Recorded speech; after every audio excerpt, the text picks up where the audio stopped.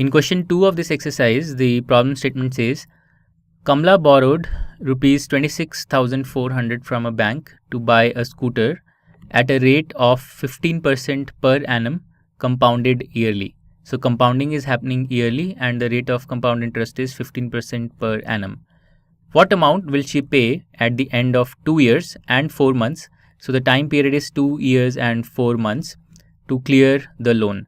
So the time period in this case is not a whole number of years, and that's where the hint helps us. The hint says find the amount for 2 years with interest compounded yearly, and then find the simple interest on the second year amount for the remaining time period, which is 4 months or 4 by 12 years. So that is what we're going to do. We are going to first find the total amount at the end of 2 years and then using compounding, and then for the remaining period of 4 months we are going to apply simple interest for that time period. Okay, so let's do this. So the amount after 2 years is what we are going to calculate first. So let's call this amount A1.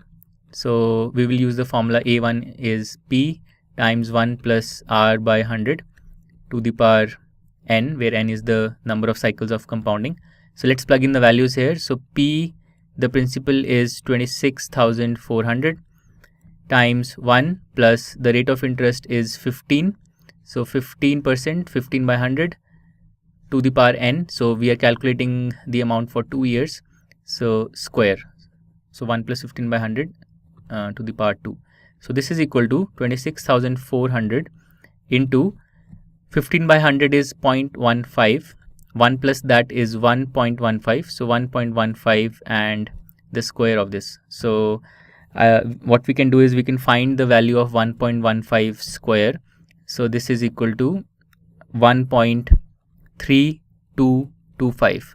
This is the square of 1.5, and we can now simply multiply this by 26,400, and this will come out to 34,914. The other way to have calculated the same thing is, instead of writing this term as a decimal 1.15, we could have converted it into a fraction and then simplified. But in both cases we will get the same answer. The amount after the end of 2 years, A1, is rupees 34,914. Now what we'll do is, for the remaining 4 months, we'll find the amount for the remaining 4 months. So amount after 2 years and 4 months, and for this purpose we'll take this amount at the end of 2 years as principal. Okay, so the logic here is that you first calculate the total amount at the end of 2 years. This is what you get, 34,914.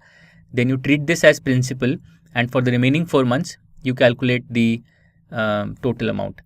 So let's do that now. So the final amount, let me represent it as A, will be this amount, 34,914 into 1 plus what will be the rate of interest that we will need to take. So we have 15% per annum is the rate of interest. So 15% for a full year. So for 4 months, the rate of interest will be 1/3 of 15%, because 4 months is 4 by 12 of a year, or 1/3 of a year. So the rate of interest will be 1/3 of 15%, or 5%, or 5 by 100. So make sure that you understand this step carefully, because the total interest for a full year is 15%. For 4 months, it is 1/3 of that, or 5%. So we get this term 1 plus 5 by 100, and this is equal to 34,914 into 1.05, or if you want, you can convert this into a fraction. This will be 21 by 20, and in both cases the final product that you will get is 36,659.70. So the total amount at the end of 2 years and 4 months is rupees 36,659 and 70 paise. So this is the amount that Kamla will have to pay back to clear the loan, and this is the answer to question number 2.